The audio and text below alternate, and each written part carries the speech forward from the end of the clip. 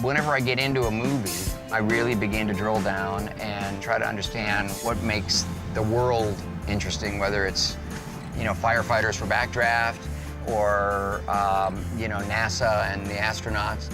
And I have found motorsports to be a fantastic sport because of the way it combines technology with athleticism.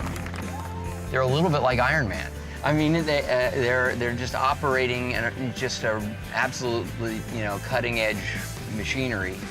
It's kind of superhero stuff. Been a long-time fan of his. I mean, I love the passion that Ron, you know, puts in. Hey, thank you. Thank you. Speaking I of, walk up, my ears start burning. Mike Hilton, president of NASCAR. Ron Howard. Hi, pleasure. Nice to meet you. Have a great day. We got to get going. You know I'm a Twitter guy, right? Yeah. This is a good Twitter opportunity with the camera behind you, so I'm just going to take advantage of that, if that's okay. Now, I can honestly say I have not been here in a long time, but it brings back a lot of great memories as a kid coming here and being in awe of all these cars. One of my all-time favorites, Johnny Rutherford. I love this car. Yeah, this car, that's a great-looking car. That is a great car.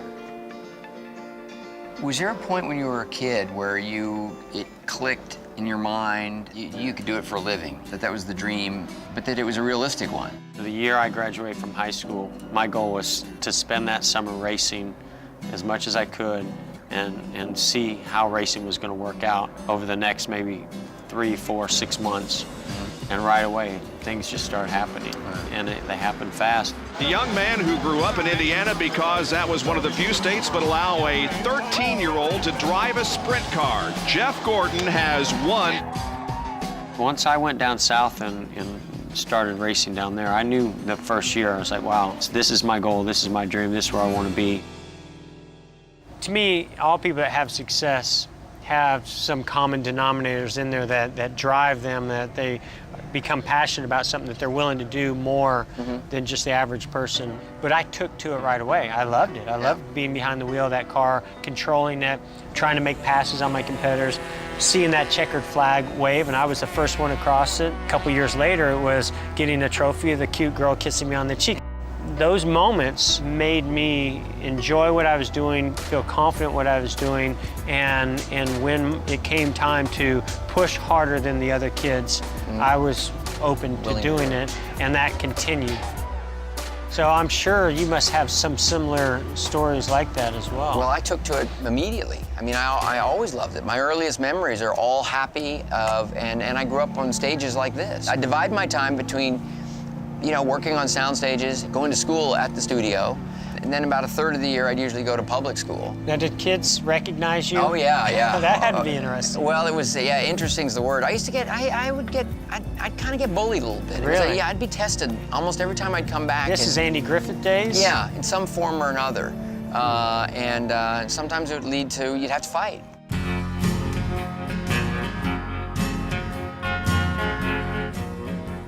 On the Andy Griffith Show, we worked on a back lot that's supposed to be the town of Mayberry, and when I wasn't working, I would ride my bike and just, you know, like hang around the set where they did Gone with the Wind or part of where they did, you know, 10 Commandments. What an amazing experience Really, for a kid. I'm guessing there's not a lot of kids that have had that kind of experience. No, I think the whole thing is a little on the outlier side.